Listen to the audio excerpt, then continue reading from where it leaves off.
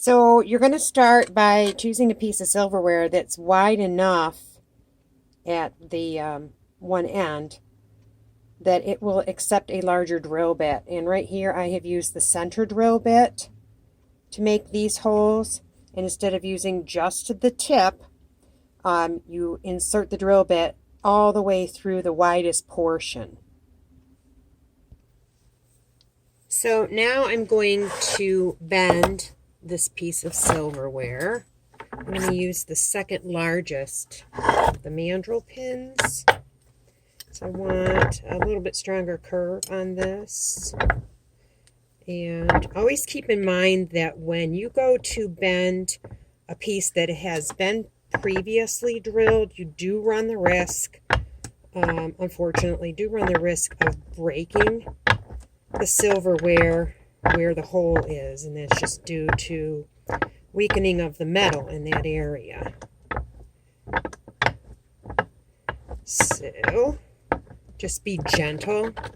Don't do great big huge bends.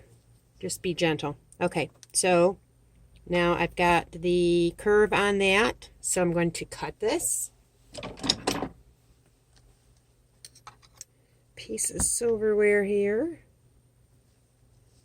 and I just find the simplest, easiest way to do it is with the bolt cutters.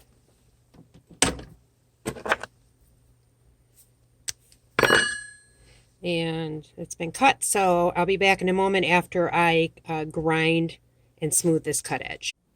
Okay, so I have cut myself a piece of elastic. This piece is 5 inches long. You may want to vary that depending upon how big or small of a hair tie that you're going to make. So you're going to insert the one end through the front and then through the back. Bring it up through. You're going to put on a piece of shrink tubing. The shrink tubing came from Harbor Freight. Just a little section because that's going to cover the seam that you're making. So I've got that in there about halfway. I'm using the Gorilla Super Glue Gel. We have this on our website. We have the elastic on the website as well. And I'm going to put some of the glue inside. I'm going to insert the other end of the elastic in there. And you're going to let that set for 5 minutes or so. And then we are going to shrink that tubing with some heat.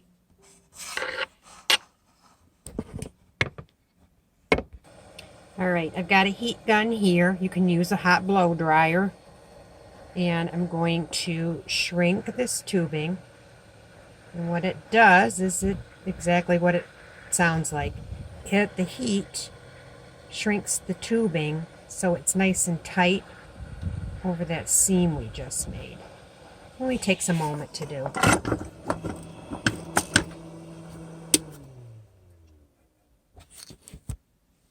All right, so we've now got that shrunk. We're going to run the elastic back through now, so the seam is on the inside.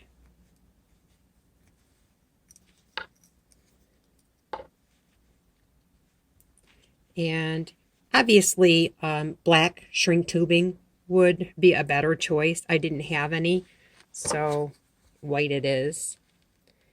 And now you're going to glue the elastic to the back of the silverware. And I do that just to doubly make sure that nothing comes apart when the wearer is wearing it. And so I'm going to press that down on there.